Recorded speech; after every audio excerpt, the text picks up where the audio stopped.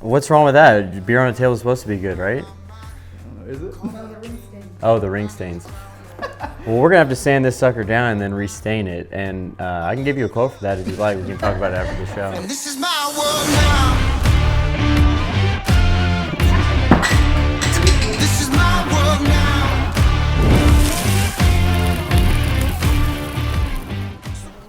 And take one. Good? Awesome. Okay, welcome to the very first video of Fireside Chats, where we bring you really valuable information regarding real estate, business topics, and anything related to real estate. Oh, the candle. We light the candle. Oh. All right, there's our Fireside Chats. This is the first of many Fireside Chats we'll bring to you once a month. And to start each chat off, I want to do a sampling of this beer from Freetails called Sold Out, No Doubt. Nice. Is this the, isn't this a San Antonio one, right? Yeah. Forgot to introduce my guest. Our very first guest is Aaron Ace Villarreal. Can we call you Ace? You can call me Ace. Call me whatever you want. This is Ace. How you doing, guys? Ace is a contractor, a home builder, a carpenter. And as you can tell, we're sitting around our good fire here. So we're going to sample this beer off. Let's crack that baby open. Well, you got to pour it in the cup. Oh, we're going to pour it? All right. Make it legit. Okay, cool.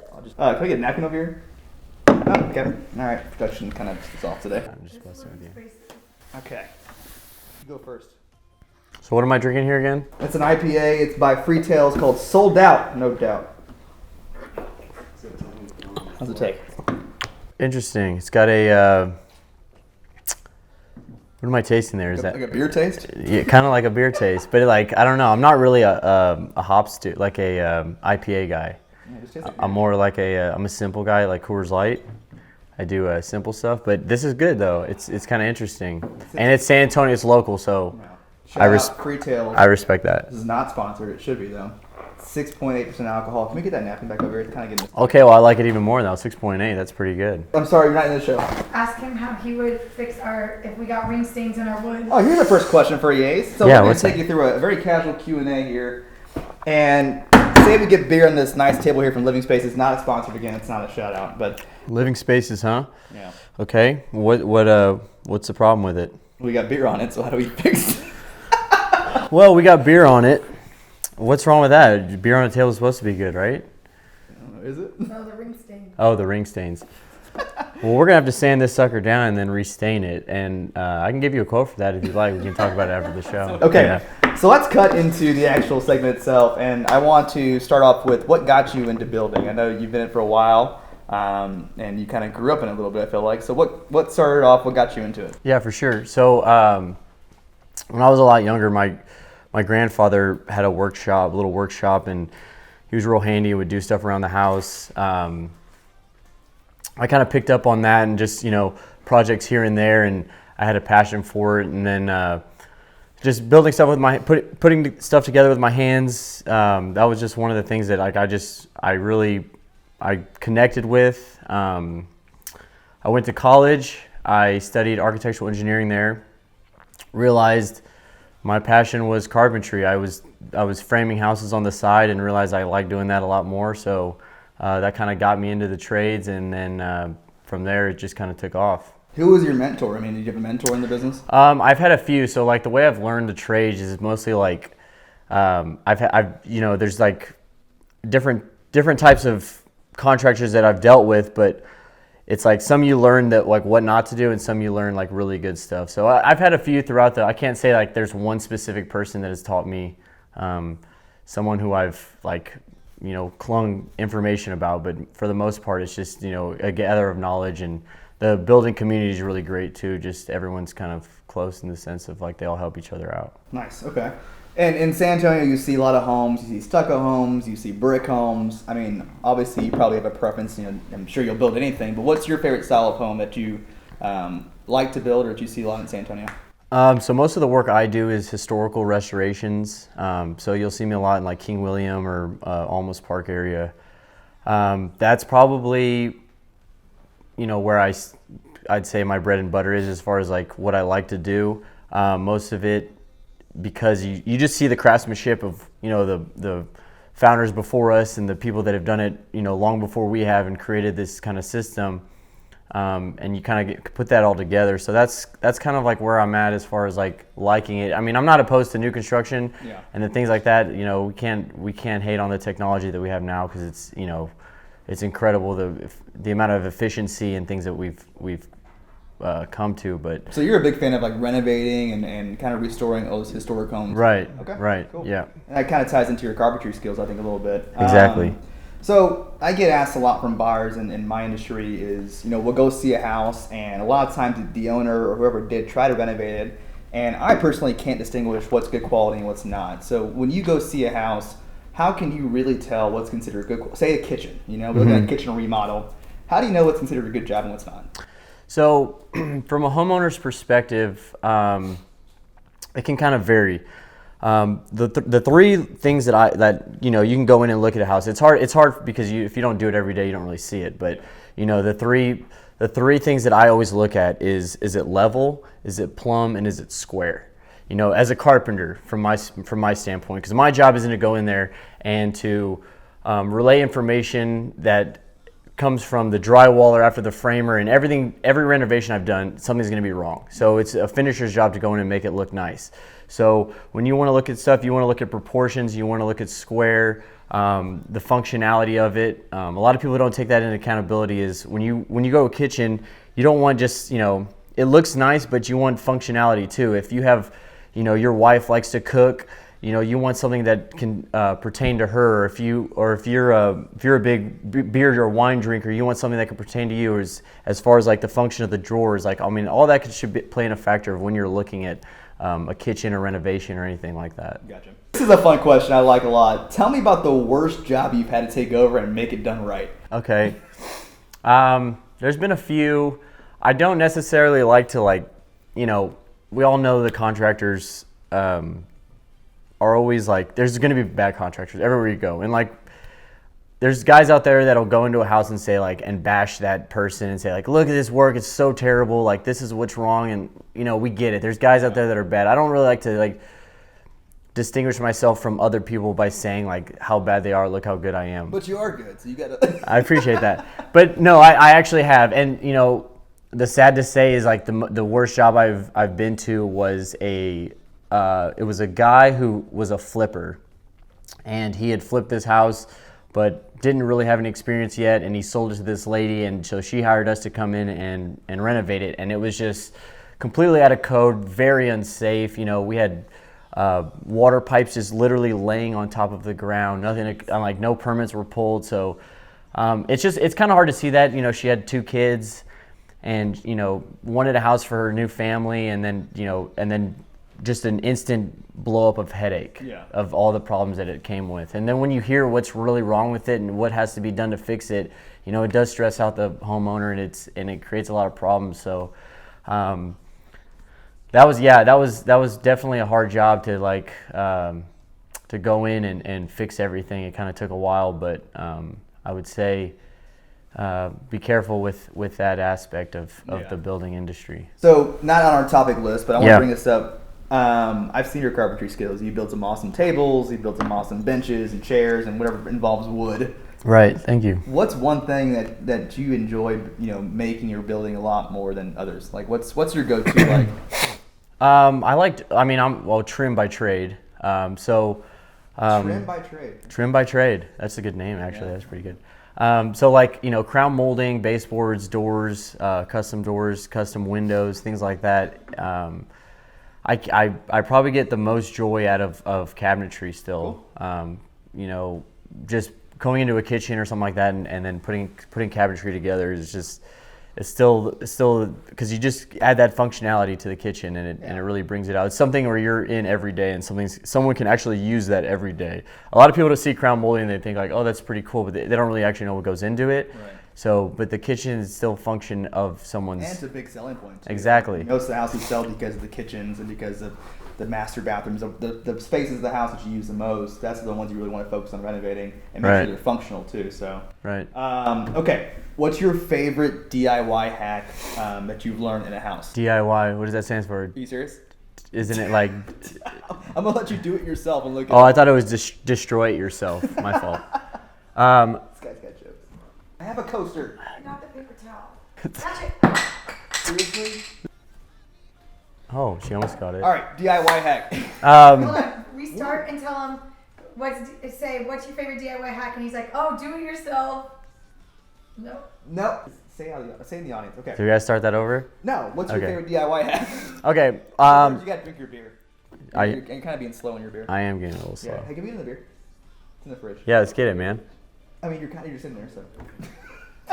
So I would say like Thanks, dude. if I was starting DIY, I'd say start something small. Don't overexert yourself and try and like say like I'm gonna do my whole half other house and the porch and the back house and I'm gonna just renovate this whole thing. I don't really recommend DIY as far as like if you're doing something that's structural or something that requires some expertise to make your house look good. But I mean, if you're doing little projects here and there, yeah, I mean, I say I'll go for it.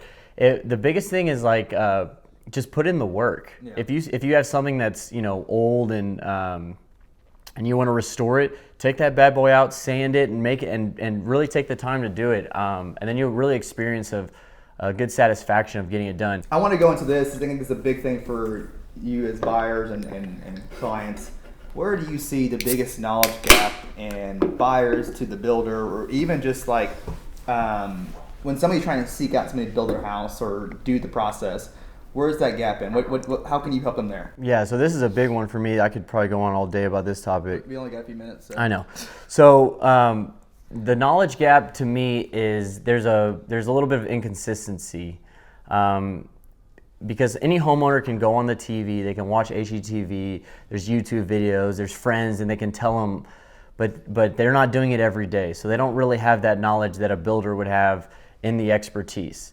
If you're gonna hire a builder, the biggest thing is communication. You just want communication between you and your builder to know that things are getting done right. I personally have been through many accounts where someone's like, let's do a kitchen remodel. It should only take a couple weeks, but I want a full gut, full renovation because Chip and Joanna Gaines did it for, X amount of money and this amount. So I think there's just a big misconception that way of, what is reality in the building trade. Trust your contractor though. I know there's, just do your research, but also, take his advice and take the recommendations that he has, and then go get bids. Go price things out and see where you're at. But that, as far as the homeowner goes, that's probably the biggest thing I see is people,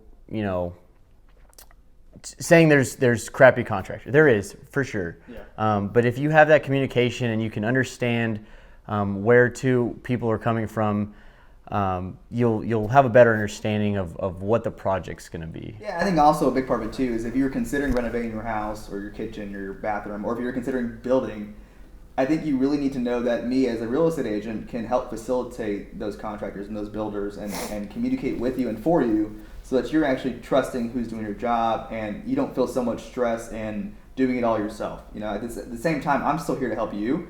And so if I need to call him up or call somebody else up or call a builder up or a surveyor, whoever it may be, that's still my job, is to represent you as a client, and I can do that for you guys, so it's less stress. So that's a big part in even wanting to build or wanting to renovate. Get somebody's opinion first before you renovate. Say you want to make a renovation to your kitchen and you have all these ideas in your mind, but I myself know as a real estate agent that those ideas probably won't sell in 5-10 years. And so before you make any crazy changes, consult with your real estate agent and make sure you're making the right adjustments to the house and make sure you're hiring the right people. So, all right, hypothetically, if somebody's trying to do a rehab or renovation on their kitchen or bathroom and they're looking to get quotes from contractors, how do they know how to read the quote? How do they know if they're getting scammed? How much should an average cost be? How do you do your quotes? So every contractor is different. You have your cash fly-by-night contractors and then, a little bit more formal. The way I look at it is no contractor is probably going to give you line items. So like painting costs this much, cabinets cost this much. It's very hard to see that because every contractor, a lot of time and materials, and there's other things that go into that bid just besides what they're proposing. Is it because they partner with different material companies? Exactly. Okay. The difference, the materials, the relationships they build with those painters, all that goes into the continuity of that bid. So, but the detailed scope should give you a good estimate of what the kind of knowledge the contractor has. I typically, as a homeowner, recommend if I'm a homeowner, I would recommend looking at a bid and seeing how detailed that scope is. So give you the line items. They probably won't give you the pricing on them, but they'll give you an overall, turnkey bid. But for the line items, see how detailed that scope is. And if it's very detailed and you have questions or anything like that and they're reasonable to answer right away, absolutely, I would say go for them. And then see where it goes from there. So I get this question a lot, and I mean, I've tried doing it too, to be honest. I would hire a contractor out and say, hey, I'll buy the material, but I want you to do the labor. What's your opinion on that? That some contractors do that, some contractors don't. Personally, I don't, because if say, like for trim, for instance, trim's a very interesting concept where I have to look at the boards. I have to make sure they're all straight. I have to see there's no dents. Whatever. It's a specific thing that I get, and I have a good relationship with my subs and my vendors that they know the kind of material that I want to get. So if you go out and pick this trim up and then I hang it and it's crooked or uneven, whose fault is it at that point? So I don't recommend that. If let the expert do his job. And then if you don't like the work, then the conflict is there. Yeah. But other than that, I would say I think y'all spend years developing these relationships with the vendors and material companies, and a lot of times they really do give you guys good prices. Yeah, and so absolutely. You were giving those prices to your clients and to your sellers and buyers. And so like whenever you get somebody a price, I'm sure it's a little bit better than the retail costs you're going to spend at Lowe's or at Home Depot. And so I think you guys spend a lot of time getting those trusts from those vendors that it pays off in the end for both the client and you guys. Right. And going back to your question about, how you getting scammed and stuff, I vet every one of my clients.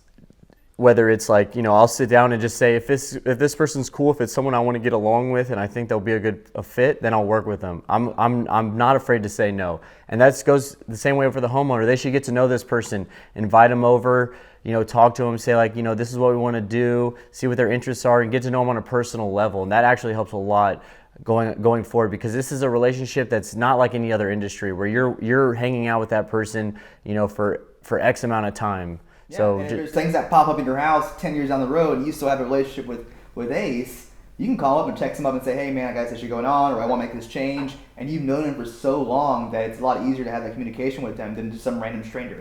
Right. So it's kind of like having your dentist or having your doctor or having your chiropractor. You develop that relationship with them for such a long period of time that when the issues do come up, you can trust his word, over anybody else's, and he's able to be, trustworthy towards you as well. So I think that's really important. I think a very good point, especially as an agent, is I want to gain trust with you. I want to gain trust with inspectors or surveyors or title companies or lending companies. I want to have their trust and have them trust me. So when I have questions, when things do pop up, I have my go-tos, and I can trust their word for it. So I think that's a big point for every homeowner out there, is if you are just getting into a home, if you're about 5 years and 10 years in, and you don't have somebody like Ace to call or text, definitely reach out to him and develop that relationship with him so that you have that trust in his word and stuff too as well. So that's a good point you brought up, was that. Right. And so my question to you is, if I get a report back and I'm looking at it and I say, hey Ace, how much is this going to cost, and how serious are his repairs? In your opinion, how much are you able to actually look at that report and say, this is going to cost X amount, this is not a big deal, this looks a lot worse than it actually is? I mean, what's your opinion on those reports that you get all the time? Absolutely. So I think a home inspection report, it's one of those like necessary evils. Yeah. It's good, and I think what the main majority purpose of them should be is for structural and mechanical issues. So you can see what's wrong as far as foundation, roofing, and then of course your electrical, HVAC and plumbing, things like that. Cosmetic wise, yeah. If you're buying a house that's 50 years old, guess what? None of those products are warranted in your house for that are 50 years. Exactly. So a little settling in the house. Most of San Antonio is like sandy loam and a little bit and soil here. So you're always going to see some shifting and foundation work, being that we're a slab on grade. So things like that, 50 years, 50-year house, and you're seeing cosmetic issues cosmetic issues shouldn't be a reason to stop from a there's home also inspector things report. that you can do at home throughout the entire process of you living in the house that are just maintenance issues. I can't tell you how many buyers of mine have backed out due to minor cracks here and there when really you can just fill in like you should be doing while you're maintaining the home, or just do some landscaping to help get that water off the side of there. So there's certain things in inspection reports that it's your job as a homeowner to do them throughout the entire term, and that way you're actually taking care of the home properly. So Right. You shouldn't. I mean, in my opinion, unless you're buying like a brand new house and you're buying an older home, you should be looking at the home of what it could be or what you want to do to it, as opposed to like, this is what I want right now. Yeah. Because definitely, we don't make products now that are warranted for hundreds of years. It doesn't happen. We're limited. Us as builders, we're limited by the products and what we're chosen. Of course, there's installer errors and things like that go along the way. So I'd be cautious of when you're buying a house that's been newly remodeled. Just get a little report on it and check it out. But for the most part, little cosmetic issues shouldn't run you away from the house. Right. Cool. Awesome. Well, that is going to wrap up our first episode of Fireside Chats. I want to thank Ace for coming on. Absolutely. Ace, where can they find you at? What's your social? Mostly on Instagram, Lone Star Carpenter. I'm mostly there. Tag him. Yeah, tag me there. I get on there a few times and not as much as I should probably. Yeah, you should help him. If anybody has any questions for Ace privately. Definitely. Yeah, shoot me a DM if you got any questions about anything. Just I'll be happy to answer any of those If you're questions. looking to renovate or even build a home or have any questions about doing so, Ace is the guy to help you out. I've known Ace for 15 years. Yeah. So trustworthy guy, great friend. But before you go, and in the future episodes, we'll be doing a raffle here to kind of have the guests choose what they have to do. But for this episode, I'm going to make you say the ABCs backwards. Okay. But you got to finish your beer. Okay. So finish your beer. You want me to finish and my beer? As soon as you finish, say the ABCs backwards, and we'll see how far you get. Okay. That's a tough beer to finish. I'm about to quiz you. All right, go. Backwards CBA. What? I don't know. That's like, you can get 2 letters. All right, retry. I Go. literally Go. did dude, Z Y X W U V. No, you just said B. Okay, well, dude, that's All right, I couldn't even do that if I was sober, bro. That's it. Let's see like sci-fi. This is my world now.